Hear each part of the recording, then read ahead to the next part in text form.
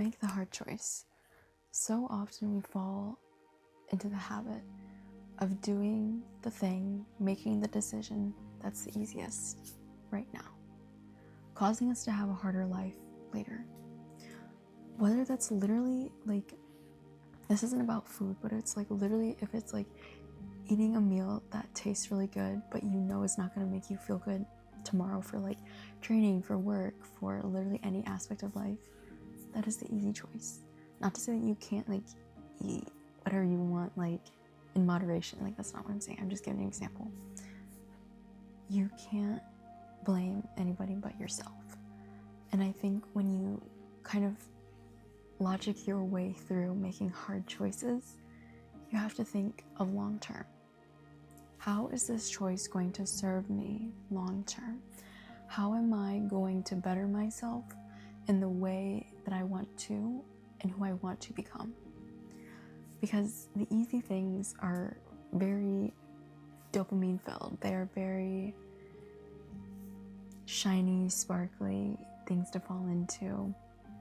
But the truth is, how does that serve you? What value does that bring to your life? Because we can always get caught up in the things that are right now. Spending that money, eating that like whatever at like 12 o'clock at night. How's that going to make you feel later on? Because I think when we are hurting, when we are in pain, when we need that quick fix, we often choose that easy choice because that's the thing that gives us that relief, that sense of like, oh my gosh, finally I can relax. But how's your bank account look a day later?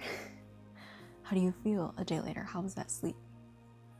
And when you can finally shift your perspective to, I choose this choice out of the respect of myself, the ability to choose to do the hard things, that is when you see your life change for the better.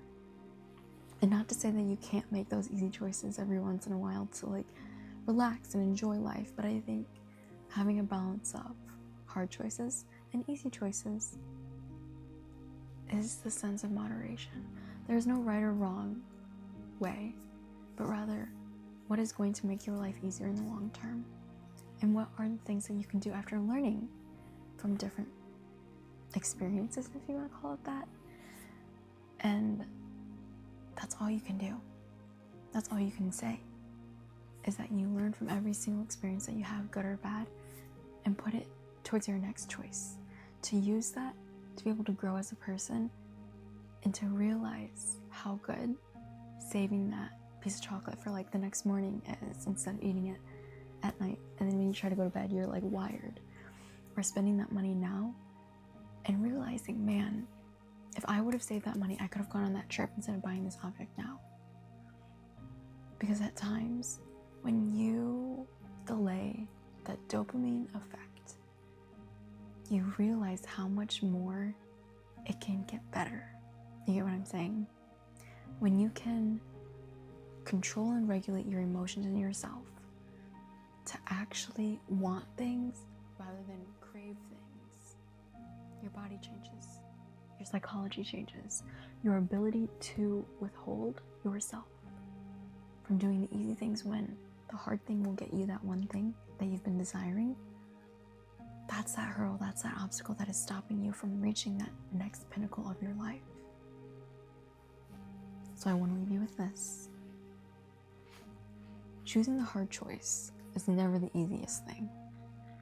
But I think the way that I look at it is, what would your best version of yourself do?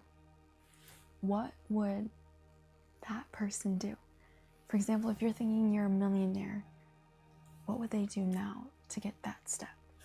What would that person do that life that you want, what would they do? And that is probably one of the most sobering things that I've had to think about is, Emma, what would the best version of yourself do to be able to achieve your goals that you want, to be able to get every single thing that you worked so hard for? So do what the thing your best version of yourself would do. Food for thought.